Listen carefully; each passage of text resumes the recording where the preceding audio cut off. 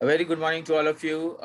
Let's start once again IT, that is introduction in information technology, and I will be talking about some more new facts on Unix. तो Unix के बारे में मैं कुछ और बातें बोलूं और उसके बारे में मैं कुछ और कहूं तो जो चीजें हमने की है लास्ट क्लासेस में, तो I would like to repeat that one in haphazard manner so that you will be recalling the same thing in a moment. So class classes में जो मैंने किया था उसको मैं थोड़ा सा ब्रीफ करूंगा और ब्रीफ करके आप लोगों को मैं ये बताऊंगा कि हम लोगों ने लास्ट क्लासेस में क्या किया था, ताकि आप लोगों को याद आ जाए कि क्या क्या हमने लास्ट क्लासेस में किया है। तो यूनिक्स यूनिक्स के को पढ़ाने के लिए मैंने एक आपको विंडो शेयर किया था जो मैं अभी करने जा रहा हूँ, और उसमें मैंने हम लोगों ने देखा था ये आपका यूनिक्स विंडो है। और ये यूनिक्स का जो नोट्स वगैरह है वो ये आपको दिख रहा होगा। यूनिक्स में आपने देखा था कि हम यूनिक्स क्या होता है, कैसे मल्टीटास्किंग ऑपरेटिंग सिस्टम है, मल्टी यूजर ऑपरेटिंग सिस्टम है ये। और इसमें जो है जनरली 3 टाइप के फाइल्स होते हैं। यूनिक्स क्या है? यूनिक्स एक ऑपरेटिंग सिस्टम है जिसके थ्रू यूजर जो है इंटरैक्ट कर सकता है, किसी भी सिस्टम के साथ यूजर इंटरैक्ट कर सकता है। तो इसमें हमने देखा था 3 टाइप के फाइल्स होते हैं, नॉर्मल फाइल्स, स्पेशल फाइल्स और डायरेक्टरीज। तो नॉर्मल फाइल्स उनको कहते हैं जो नॉर्मली जो है टेक्स्ट कंटेन करते हैं, कुछ सोर्स कोड होते हैं, एग्जीक्यूटेबल फाइल्स कंटेन करते हैं, उसको नॉर्मल फाइल्स कहते हैं। जबकि स्पेशल फाइल्स कुछ ऐसे फाइल्स होते हैं जो कि हमेशा डिवाइस ड्राइवर्स की को कंटेन करके रखते हैं और हार्डवेयर इंस्ट्रक्शंस वगैरह को वो कंटेन करके रखता है। जबकि डायरेक्टरीज क्या होते हैं, जिसमें कि हमारे कई सारे फाइल्स या डायरेक्टरीज और भी डायरेक्टरीज हो सकते हैं। कहने का मतलब फोल्डर्स, जो फोल्डर्स वगैरह होते हैं उनको हम लोग डायरेक्टरीज कह सकते हैं। और हमने पढ़ा था कि यूनिक्स जो है क्या होता है, यूनिक्स के बारे में कुछ जानकारियां हासिल की थी हमने कि किस तरीके से यूनिक्स के को हम सपोर्ट कर सकते हैं, कैसे उसको एग्जीक्यूट कर सकते हैं, किस तरीके से हम लोग उसके डिफरेंट शेल को यूज कर सकते हैं। और हम लोग ने ये भी देखा था कि उसको जो डॉट एक्सटेंशंस होते हैं, डॉट एक्सटेंशन फाइल्स जो होते हैं उसमें, उसको हमें चेंज नहीं करना चाहिए अनटिल अनलेस कि जब तक हमें पूरा यूनिक्स बढ़िया से आता ना हो। तो हमें ज्यादा छेड़छाड़ नहीं करनी चाहिए यूनिक्स के डॉट एक्सटेंशंस के साथ। तो ये चीजें मैंने आपको पहले से बता रखी है। नाउ आज हम लोग जो पढ़ेंगे कुछ यूनिक्स के कमांड्स हैं जो हम लोग आज पढ़ेंगे। देखिए कुछ यूनिक्स के ऐसे कमांड्स हैं, आप लोगों को कुछ कमांड्स जो है याद रखने पड़ेंगे कि ये कमांड्स क्या होते हैं। आप देखेंगे कि यहाँ पे कुछ कमांड्स मैंने लिखे हुए हैं और ये कमांड्स आप लोगों को काफी फायदेमंद साबित होगा आप लोगों के लिए। तो लेट्स स्टार्ट। ये यूनिक्स कमांड्स हैं CAT। तो ये कैट फाइल्स, तो ये कैट है। कैट क्या करता है कि ये जो कंटेंट्स होता है, ये print contents of file in a command window. क्या होता है? Print contents of file in command window. तो जो कमांड विंडो मैंने आपको खोल के दिखाया था, कमांड विंडो क्या होता है, मैंने यहाँ से आपको CMD टाइप करके हमने कमांड विंडो खोला था। ये आपका कमांड विंडो है और इस कमांड विंडो में आप कैट फाइल्स वगैरह जो है यहाँ पे प्रिंट कर सकते हो। मतलब कंटेंट्स ऑफ फाइल, मतलब जो भी फाइल के अंदर जो कंटेंट है, अगर वो प्रिंट करना है, वो हमें देखना है, तो वो यहाँ से प्रिंट किया जा सकता है। उसी तरीके से चेंज डायरेक्टरी, जो कि लास्ट क्लास में भी मैंने बताया था, CD चेंज डायरेक्टरी अगर हम लोग करते हैं और चेंज डायरेक्टरी करने के बाद हम लोग अगर उसमें कुछ स्पेसिफाई करते हैं, नेम वगैरह स्पेसिफाई करते हैं, तो वो हम लोग कर सकते हैं। जैसे CD, और CD के बाद जो है कोई ऐसा फाइल जो हमारा जो रिलेटेड नेम वगैरह है, जैसे डॉक्यूमेंट्स। तो CD डॉक्यूमेंट्स अगर हमने किया तो यहाँ पे देखिए सौरभ में डॉक्यूमेंट्स नाम का जो फोल्डर होगा वो पहले से बना हुआ है, तो उसमें हमने मूव कर दिया। अगर ये डॉक्यूमेंट्स में हमें काम नहीं करना है तो हमने आपको बताया था CD डबल डॉट डाल देंगे, एंटर की डालेंगे, उससे हट जाएगा। तो जो पहले था वहीं पहले हम लोग जो पहले थे वहां से पहले आ गए हम लोग। हाँ, अब जो है कई सारी चीजें हैं जो इस तरीके की हो सकती हैं। यहाँ पर देखिए CP, copy the contents of file 1 to 5। तो सीपी फाइल 1 फाइल 2, ये जो आप देख रहे हैं कैट फाइल, तो ये जो फाइल है ये CAT जो हम लोग लिखते हैं, इसके बाद फाइल नेम लिखना पड़ता है ना, तो आपको कंटेंट दिखाएगा। जैसे फाइल नेम अगर कुछ डॉक्यूमेंट्स में होंगे तो वो दिखा देगा। जैसे कोई डॉक्यूमेंट्स का अगर मान लिया कि डॉक फाइल देखना है, एट डॉक हमने लिख दिया, तो एक्चुअली वो रिकॉग्नाइज नहीं कर पा रहा है क्योंकि सौरभ जो फोल्डर है उस सौरभ फोल्डर में कोई ऐसे फाइल डॉक नाम के है ही नहीं, तो उसका कंटेंट कैसे शो करेगा। अब देखिए यहाँ पर कि समझने का प्रयास कीजिएगा कि ये सौरभ जो दिखा रहा है वो है क्या। तो यहाँ पर जो यूजर है ये देखिएगा कि जो हम लोगों का ऑपरेटिंग सिस्टम ऑलरेडी एग्जिस्ट कर रहा है, तो ऑलरेडी एग्जिस्ट जो कर रहा है उसी में हम लोगों ने क्रिएट किया है सौरभ नाम के फाइल को। जैसे एग्जाम्पल यहाँ पर आपका दिस पीसी है, यहाँ पर दिस पीसी में डॉक्यूमेंट्स है। तो आप ये जो डॉक्यूमेंट्स देखेंगे, ये डॉक्यूमेंट बेसिकली होता कहाँ पर है, ये सौरभ जो यूजर है उसके अंदर ये डॉक्यूमेंट्स बना हुआ है, जिसको कि देखने के लिए आप देखिएगा कि कई सारे चीज यहाँ पे आपको फाइल आपको दिखेंगे, यहाँ पे आपको फाइल यहाँ पे दिख रहे होंगे। तो ये जो फाइल्स है इसको जो है हम लोग फोल्डर कहते हैं, ये जो है ये आपका फोल्डर है। जबकि इसको हम लोग खोलेंगे, इसको जब हम लोग खोलेंगे तो ये सारे फाइल्स हैं, है ना। तो यहाँ पे देखिएगा एनजीपी वर्ल्ड अर्थ डे, है ना, 2020। तो एनजीपी वर्ल्ड अर्थ डे 2020 अगर है तो इस कमांड बॉक्स में अगर हम नाम लिखेंगे, यहाँ पे देखिए मैं सौरभ में CD डॉक्यूमेंट्स में जा रहा हूँ, है ना। ये देखिए CD डॉक्यूमेंट्स में मैं चला गया।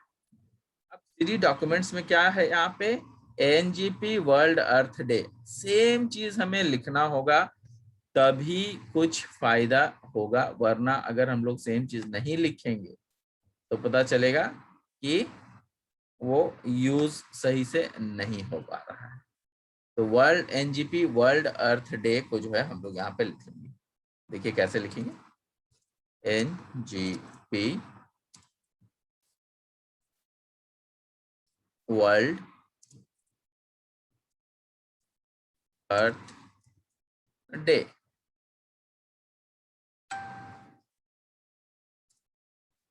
2020, देखेंगे कि ये हमने लिखा है। तो ये जो एनजीपी वर्ल्ड अर्थ डे है ये भी एक फोल्डर है, तो हमें यहाँ पर भी डॉक्यूमेंट्स के अंदर में ये CD करना होगा, CD। अब देखिए ये जो है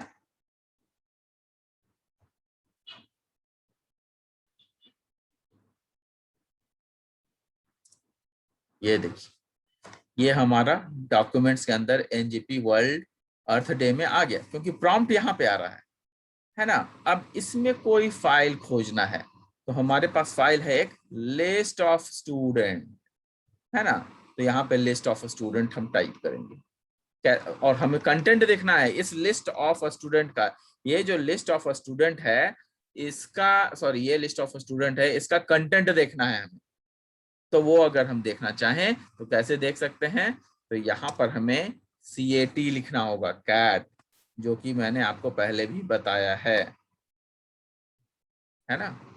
ये देखिए यहाँ पर CAT और क्या लिखना होगा, list of students, LIST, list of student.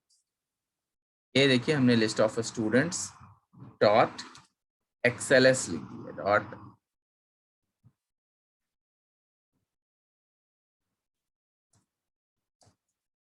ठीक है।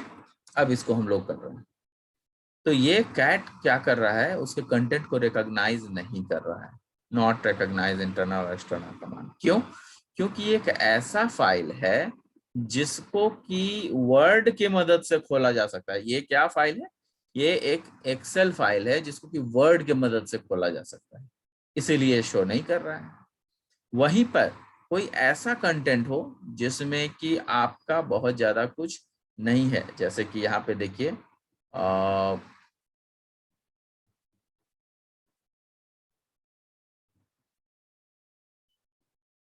ये एक फाइल है, इस फाइल का को मैं रीनेम कर देता हूँ। ठीक है, इस फाइल को मैं रीनेम कर देता हूँ।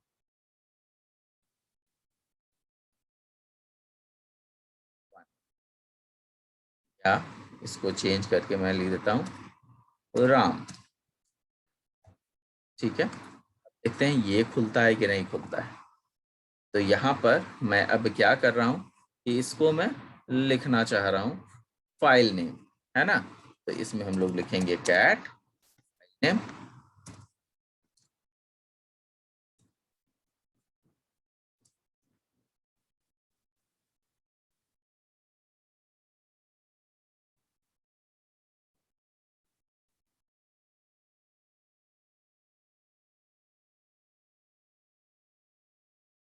नहीं कर रहा है, इसको देखना पड़ेगा।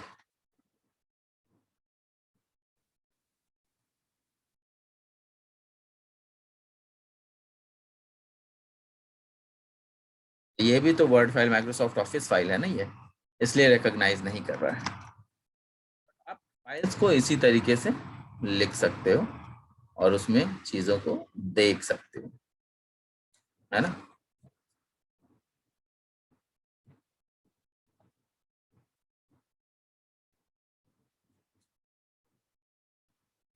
ओके,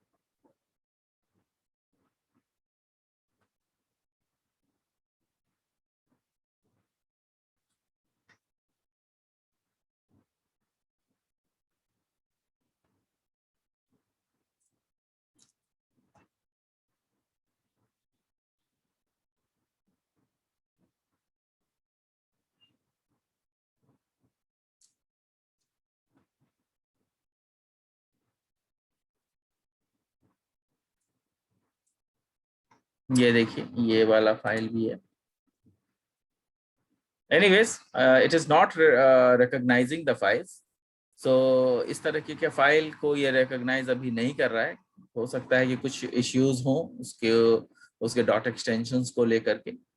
लेकिन कुछ ऐसे फाइल्स होते हैं जो कि ये मतलब अगर आपको यहाँ पे देखने में लग रहा हो तो देखिए अभी फिर से वापस मैं जो है दूसरा जो आपका यहाँ पर दूसरा जो आपका है सीडी, वो आपका यहाँ पे शो हो रहा है जो कि सीडी है। ये देखिए सीडी, अगर इसको डबल डॉट डालते हैं तो वो आपको नजर आ रहा है कि नहीं, वो चेंज डायरेक्टरी हो रहा है, वो डॉक्यूमेंट्स में वापस जा रहा है।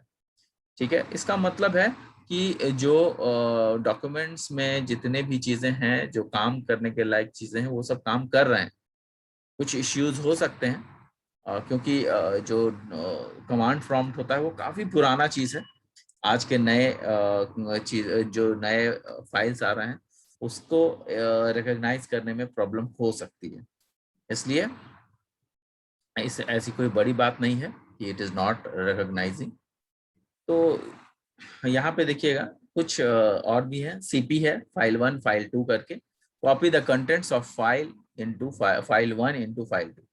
जो सीपी है वो क्या करता है, फाइल जो है ये फाइल जो पहले लिखा होता है और ये फाइल 2 है, तो ये जो फाइल है उसको कॉपी कर देगा दूसरे फाइल में, एक फाइल से दूसरे फाइल में कॉपी करेगा। इसीलिए सीपी, सीपी फॉर कॉपी, है ना। तो दूसरे बहुत सारी चीजें हैं।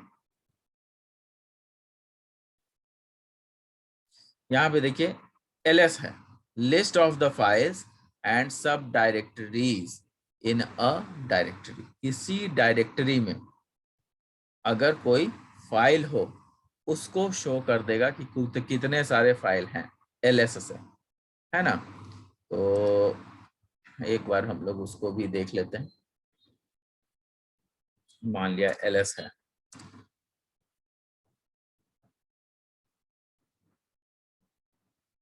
लिस्ट द फाइल्स एंड सब डायरेक्टरीज इन अ डायरेक्टरी। तो इसके लिए ls में बहुत सारी चीजें होती है। ls अलग अलग तरह का होता है। देखिए यहाँ पर, देखिए यहाँ पर सारा चीज शो किया हुआ है। LSF अगर लिखते हैं, LSF लिखते हैं तो क्या हो जाएगा, list the difference between files and directories. मतलब L डायरेक्टरीज। अच्छा देखते हैं यहाँ पे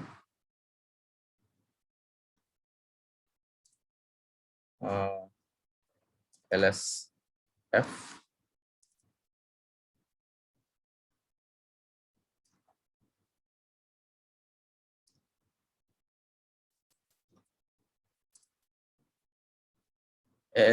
LSF is not recognized an internal and external operable program in batch file. Okay, there are some issues.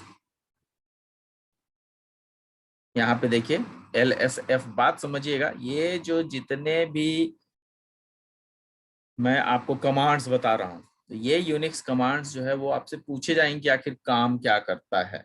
काम क्या करता है मतलब आपको लिखना पड़ेगा कि कैट फाइल जो है वो क्या करेगा, print contents of the file in the command window. cd change directories मतलब फोल्डर्स को चेंज करेगा।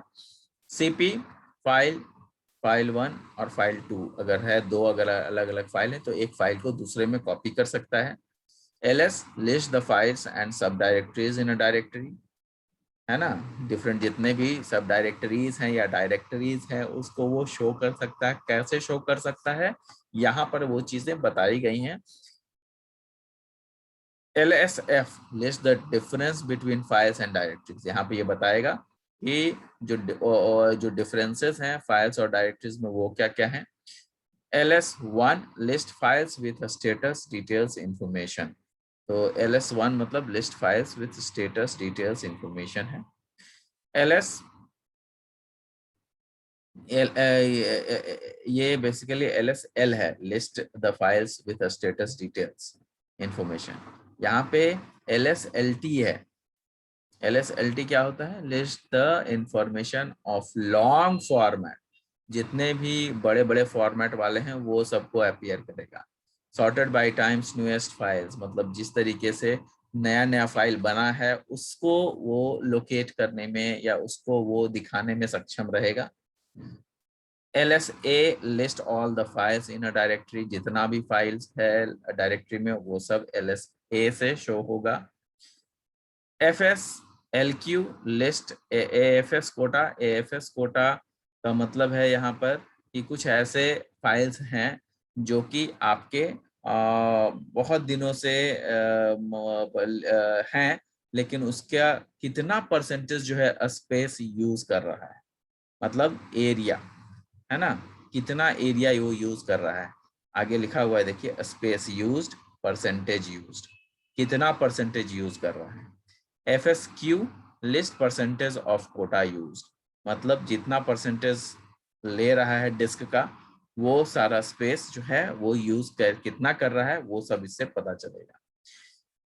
मेक डायरेक्टरी, अब यहाँ पर देखिए MKDIR है directory, make directory, make a directory. तो अब देखिए इसको भी हम लोग करके देखेंगे। जैसे सौरभ था, सौरभ के बाद फिर हम लोगों ने जो है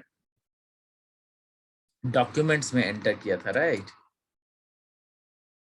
डॉक्यूमेंट्स में एंटर किया था।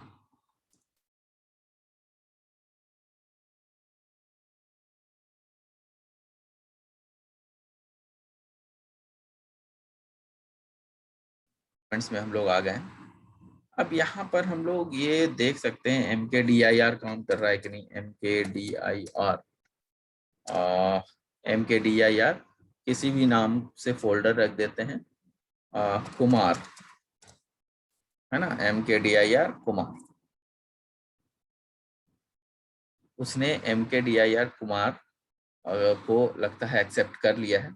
अब मुझे ये देखना होगा कि वेदर वो कुमार नाम से कोई फाइल बना या नहीं बना। तो अब यहाँ पर मैं देखूंगा, देखिए आप यहाँ पर एक कुमार नाम से जो है वो बन चुका है, एक डायरेक्टरी बन गया है। आप लोगों को अगर नहीं लग रहा है तो कुछ और नाम भी मैं लिख सकता हूँ। यहाँ पे देखिएगा कि ये जो फाइल है इसमें MKDIR मैं फिर से कर रहा हूँ। देखिए अभी ये कुमार फाइल है, इसके अंदर मैं चला जाता हूँ। ये कुमार फाइल है, ये कुमार के अंदर तो कुछ नहीं है, कोई डायरेक्टरी नहीं है इसमें। लेकिन अब अगर मैं यहाँ पर कुमार के अंदर कोई डायरेक्टरी बनाता हूँ तो इसमें बनना चाहिए। तो लेट अस सी कि इसको जो है हम लोग CD कुमार में चलते हैं। CD कुमार मतलब चेंज डायरेक्टरी में कुमार में आ गया। यहाँ पे कुमार शो कर रहा है, यहाँ पे जो है ये कुमार शो हो रहा है, कुमार शो हो रहा है। अब इसके अंदर मैं फिर से एक डायरेक्टरी बनाता हूँ MKDIR, और इसके अंदर जो मैं बनाऊंगा वो कोई और फाइल नेम से बना लीजिए। वो देखिए यहाँ पर मैं बनाता हूँ समृद्धि नाम से बनाऊंगा। देखिए आपको दिखेगा।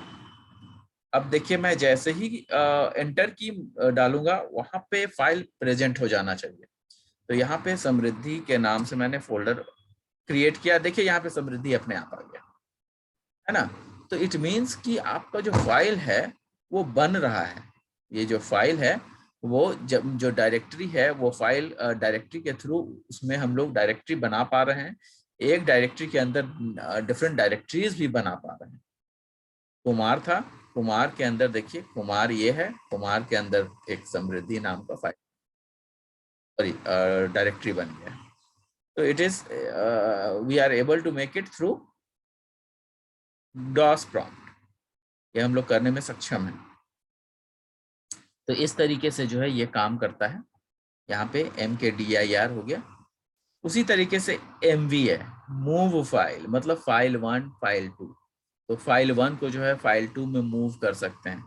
जैसे वहां पर आपका एक और था जो कि आपका फाइल को मूव कर सकता था, मतलब फाइल को यहाँ पर देखिए, यहाँ पर जो था वो फाइल को एक फाइल से दूसरे फाइल में कॉपी कर सकता था।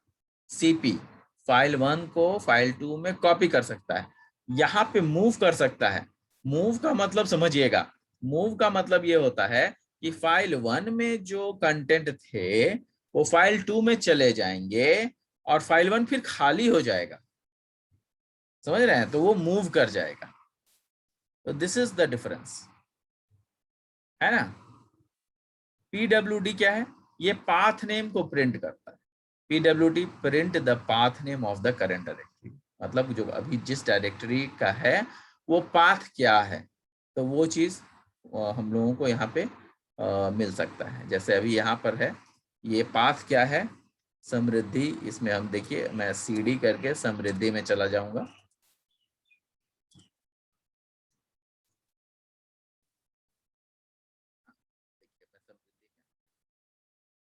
कुमार उसके बाद समृद्धि, है ना। अब इसमें मैं PWD करता हूँ, PWD।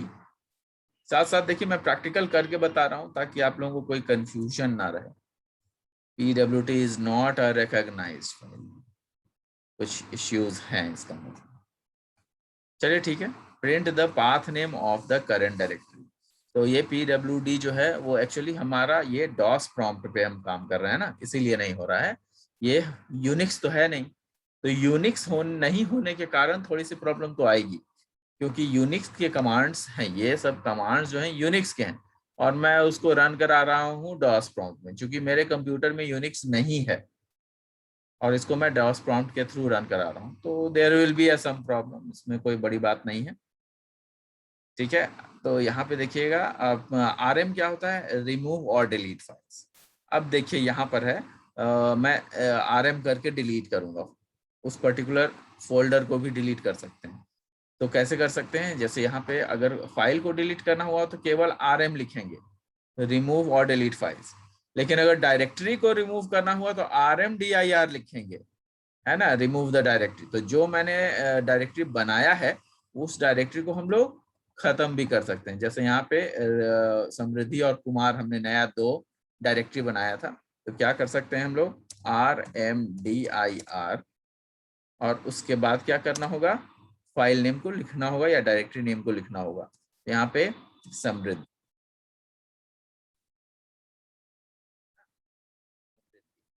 देखिएगा, मैं आपको एकदम सामने सामने दिखाऊंगा। यहाँ पे समृद्धि का फाइल जो है कुमार के अंदर बना हुआ है ना। तो यहाँ पे मैं जैसे ही रिमूव कर रहा हूँ, यहाँ पे RMDIR कर रहा हूँ, मतलब रिमूव डायरेक्टरी कर रहा हूँ। जैसे ही मैं एंटर की दबाऊंगा, वहां से यहाँ पर से समृद्धि हट जाएगा। यहाँ पर देखिएगा, मैं बना रहा हूँ,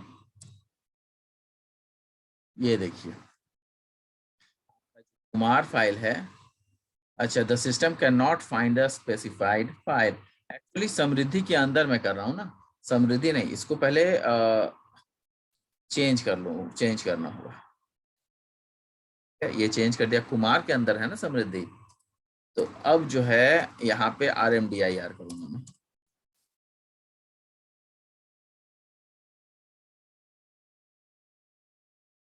ये देखिए, वहां से आपका फाइल रिमूव हो गया।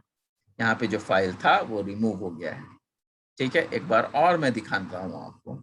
यहाँ पे ये देखिए कुमार बना हुआ है ना। डॉक्यूमेंट्स में जाएंगे तो कुमार एक फाइल बना हुआ है। इस कुमार फाइल को हम लोग डिलीट कर सकते हैं।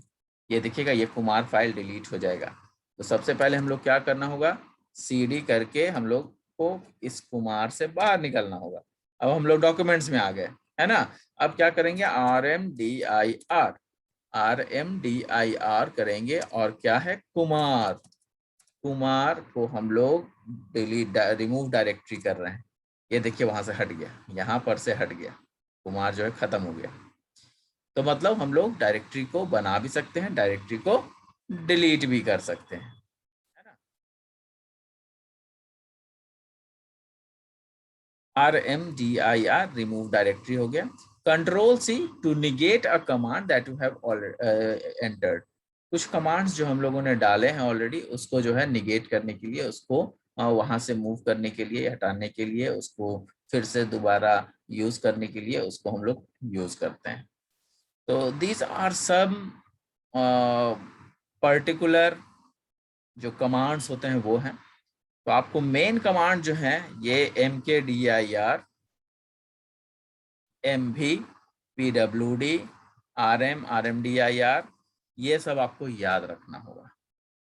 LS वाला जो है वो भी आप याद रखिए कि LS क्या करता है, लिस्ट द फाइल्स एंड सब डायरेक्टरीज। यहाँ पे CAT, CD, CP, ये भी तीनों इंपॉर्टेंट है। मतलब 7-8 कमांड ऐसे हैं जो इंपॉर्टेंट हैं, वो आपको जानने चाहिए। ठीक है, तो इसको आप लोग याद रखेंगे। नाउ नेक्स्ट है आपका शेल्स। तो शेल हम लोग जो है अब नेक्स्ट क्लास में करते हैं, क्योंकि सेल जो है काफ़ी कुछ उसमें पढ़ना है। तो अगर आप देखें तो यहाँ पर शेल को जो है, चलिए बहुत ज़्यादा बड़ा नहीं है, इसको हम लोग कर लेते हैं। Once you have understood the level of Windows, मतलब जो विंडोज, जैसे मैं अभी आपको बता रहा था कि विंडोज में किस तरीके से डायरेक्टरी बन रही हैं, डायरेक्टरी क्रिएट हो रही हैं या फिर डायरेक्टरी हट रहा है। तो ये विंडोज में हमें दिख रहा है, लेकिन हम कर किसके थ्रू कर रहे हैं, ये कर रहे हैं हम लोग कमांड प्रॉम्प्ट के थ्रू मैं कर रहा हूँ, है ना। किसके थ्रू कर रहा हूं मैं, कमांड प्रॉम्प्ट के थ्रू कर रहा हूं। तो कमांड प्रॉम्प्ट के थ्रू जब मैं कर रहा हूं, तो इसका मतलब there is something which is being changed in where is it is being changed in Windows. तो विंडोज में भी वो चेंजेस दिखते हैं। तो इसका मतलब ये है कि जो शेल है वो इसी के बाद की चीज है। वो हम लोग कंसिडर करते हैं कि अगर विंडोज में हम लोगों को समझ में आ रहा है कि विंडोज के थ्रू ये सारी चीजें, डॉस के थ्रू हम लोग विंडोज पे भी काम कर पा रहे हैं, तो once you have understood the level of Windows, you might then consider exactly how interface, how you interface with the computer to execute the basic Unix commands. मतलब जो बेसिक यूनिक्स कमांड्स हैं उसमें हम लोग किस तरीके से उसकी एग्जीक्यूशन कर पा रहे हैं, क्योंकि अभी हम लोगों ने विंडोज के, हम लोगों ने काम किया डॉस पे, लेकिन उसका जो काम है हमने विंडोज पर देख लिया। This is archived by something called a shell. ये कैसे होता है, तो ये शेल प्रोग्रामिंग के थ्रू होता है।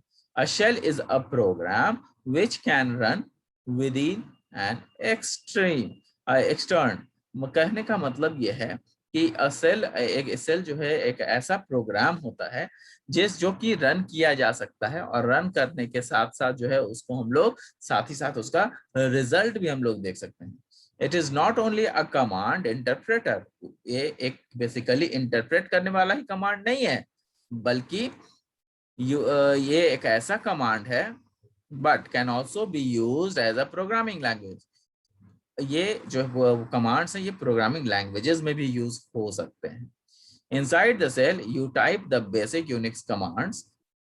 वो हम लोग जो है वो कुछ यूनिक्स कमांड्स जो है उसमें हम लोग टाइप कर सकते हैं, जो कि हम लोगों के पास अभी हम लोगों ने देखा है ना, कुछ कमांड्स हम लोगों ने देखा था विच हैज बीन लिस्टेड। तो उस चीज को जो है हम लोग देख सकते हैं। मैनी शेल, तो सेल वाले जो शेल होते हैं उसका भी एक कुछ अलग अलग कमांड्स होता है। However many shells, and there are many of them, have additional features, कुछ उसके additional features भी होते हैं, such as automatically finishing the typing of the words।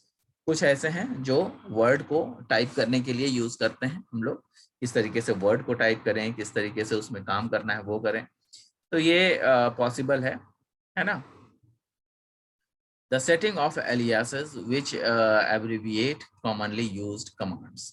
तो कुछ ऐसे aliases मतलब होते हैं जो किसी और नाम से यूज कर पाए। किसी चीज को अगर हम दूसरे नाम से यूज करते हैं तो उसको aliases बोलते हैं। काम एक ही हो लेकिन नाम अलग अलग हो, है ना, तो उसको aliases बोलते हैं। Which abbreviate commonly used commands in the ability to keep a history of commands that you type so that commands may be used again without retyping them। तो हम लोग जो है कई सारे चीज को रीटाइप नहीं करते हैं, वो सेल में चूंकि होते हैं इसलिए उसको हम लोग यूज कर पाते हैं। There are 4 shells currently available in the available ये जो शेल कमांड्स हैं वो जनरली जो कितने कौन कौन से अवेलेबल हैं, 4 ऐसे कमांड्स हैं जो कि अवेलेबल हैं, है ना। अब क्या कौन सा ऐसा है, sh dot, this is a basic Unix shell, जिसको कि बॉन्ड सेल बोलते हैं, बॉन्ड सेल। तो उसका कुछ फीचर्स है, sh है। फिर दूसरा है csh, सी शेल इसको बोलते हैं, है ना। TCSH है, मतलब SH CSH TCSH, तो ये एक्सटेंडेड शी शेल होता है ना। TCSH मतलब एक्सटेंडेड शी शेल होता है, which contains many improvement of CSH। तो CSH जो है उसका कुछ इम्प्रूवमेंट, उसमें बहुत सारे प्रोग्रामिंग का उसमें इम्प्रूवमेंट भी दिखता है। तो ये जो सी शेल है, ये C shell C programming language के लिए यूज होता है ना। CSH में C with extension based on C programming language. जबकि CSH क्या होता है, this is due to default shell in the institute which uses the file. Default by default जो हम लोग TCSH को यूज करते हैं, जो है बाय डिफॉल्ट अपने आप ही जब प्रोग्राम करते हैं तो उसका जो एक्सटेंशन डॉट एक्सटेंशन फाइल है वो CSH होता है, TCSH, ठीक है। CSHRC for its configuration. तो उसके जो कॉन्फ़िगरेशन को अगर हम चेक करेंगे तो क्या आएगा, CSHRC, है ना। तो ये भी एक अलग कमांड आता है। BASH, this is a hybrid between TCSH and SH। तो TCSH और SH के बीच में हाइब्रिड। बस ये 4 लाइन जो है ये आप लोगों को याद रख लेना है कि किस तरीके से SH, CSH, TCSH, BASH, तो ये सब का काम क्या क्या है जो कि यहाँ पे लिखा हुआ है। तो आई होप गाइस आप लोगों को ये शेल समझ में आया होगा। शेल को बस आप लोग इसको जो है एक बार थोड़ा सा इसको आप लोग ये कर लें, लिख लें, मतलब स्क्रीनशॉट ले लीजिए ताकि आप लोगों को शेल को पढ़ने में आसानी हो। So guys have a good day and I hope you are safe. Thank you. Thanks a lot. We'll meet in the next class.